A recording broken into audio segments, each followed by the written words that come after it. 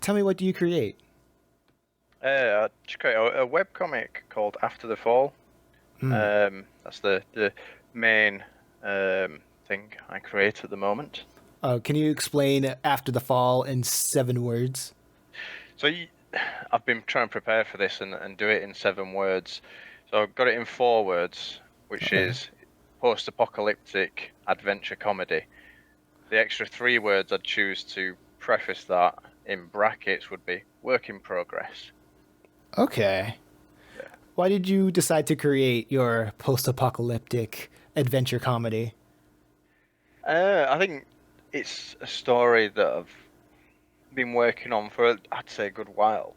Um, I studied film at university, so when I originally had this idea for this overall story, it was like from a film perspective, like very cinematic, and started writing scripts for that. But I think the difficulty with anything like that, even trying to create short films, like independent amateur films, it's really difficult. You need a lot of people for it. I tried a couple of times to do some like short 10, 15 minute films relating to it to sort of kick off and see what happened, but struggled to get anyone to sort of commit regularly and dedicate the time that I needed from them. Essentially, it's, when you're not paying people, it's hard to keep them around. And I ended up gravitating towards something I could fully control, which was um, comic. I try and write it like prose, a book, but I'm not the best of writers. I think it takes too long. But I feel like I was all right at drawing, and I'd always wanted to learn as well how to draw purely from my imagination, and this was the opportunity to sort of to do that. So it's a learning opportunity for me more than anything to try new drawing styles, try and learn the fundamentals, but whilst creating something that motivates me to keep going, if that makes sense. How difficult was it converting your skills through film to the medium of comics? Um, the honest answer is at first I thought, oh, this is not very difficult, and it might sound weird to some, but the first chapter that I drew was the quickest chapter to draw. And it's the one that I go back to, and I'm like, oh, this is more or less spot on as I wanted it to be, minus the fact that I couldn't draw very well back then. But in terms of how I pulled it together, it was like more or less what I imagined at the time.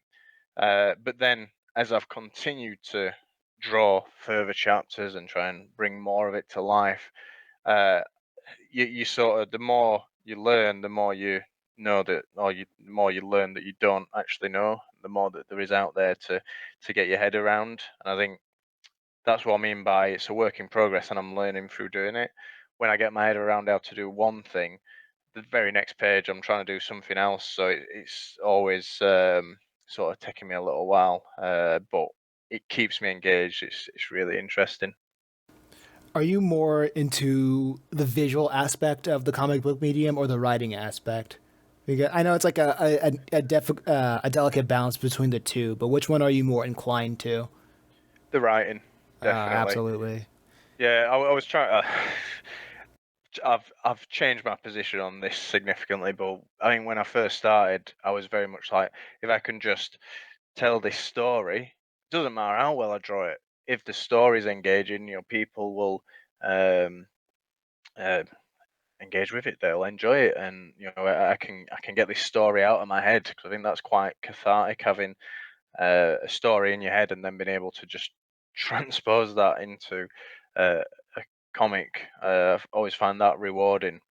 Um, but yeah, I think I've shifted quite a bit as I've moved through drawing the comic, and I think I'm trying to put more emphasis on the visual side of it now. Um, I think yeah, going back to what I was going to say, like being honest, I thought, I'll be a bit like One from One Punch Man. I'll just draw it. I'll do it to a very quick, rough story, as long as you can see what's happening, and then maybe someone with a lot more talent than me will come along and will go, I like your story. I'm gonna bring it to life to you in a much more talented way. But then, as I've gone through the process, I've found a lot more enjoyment out of learning to draw and trying to just improve with that. Yeah, I can really relate to your come up when it comes to getting into the medium of comics because I wanted to be a an animator for TV and film a long Yeah, time ago, and I used to do a lot of independent stuff for myself just to understand the principles of animation and art and so on and so forth, but I would spend like years making animation and not get a lot of notoriety. I know like a lot of people say it's like eyeballs or something, but when you're an artist, you kind of want people to see what you create. There are yeah, people that can create in a vacuum and other people that want to say something with their art or just want people to see what they've created. Y- So, yeah. what do I you think I'm think? sort of in a middle ground with that, where it'd be nice to get people to. Again, well, maybe that's a bit of a lie, actually. I'd love like millions and millions of people to read and read, sorry, and view what I've created. But um, if no one reads it, it's not going to stop me from producing it. I'll um, still do that because I find just the process of drawing it, getting it out of my head, getting it down onto the page very rewarding. Do you think that there's a perception of artists who really is all about the art and don't want to care for money or anything. They just want to like make their art as a self expression and then leave it at that. Like, what do you think when it comes to that, and how do you feel if like do you have like that kind of notion at the back of your head when you talk about your projects, and you want to get it seen and you want to hopefully get it monetized one day? Like, do you ever think about like Yeah. that? Not that like a, I guess I can't put it at anything else as like a little devil on your shoulders. Like you shouldn't be doing this.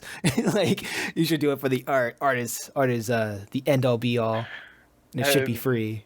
Strangely enough, no. Oh really? Oh, I'm like, you're a fortunate one. You're a fortunate one.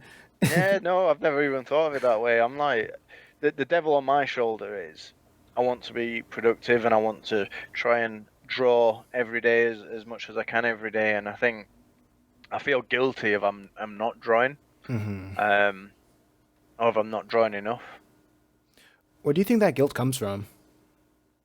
I don't know, working class background and wanting to work Yeah, hard. Hard work is its own reward. yeah, I absolutely understand. Like we are, I feel like as human beings, we are kind of called to create. Like if we don't Mm. create, we die, in a, in a sense. Yeah, I think I am very creative, and I think that ties into why I wanted to create a comic because I can't think of many other art forms where the, the control of the creative process is as involving as creating art. You're creating an image or an artwork from you know ink and pencils. Um, See a lot of people that create and they're creating from reference, um, which there's definite skill there. But for me, just being able to go right in my head, I've got this image, and I'm just going to put that onto the paper, and I'm going to make it look as amazing as possible. I think that's one of the most difficult things I've ever tried to master in my life.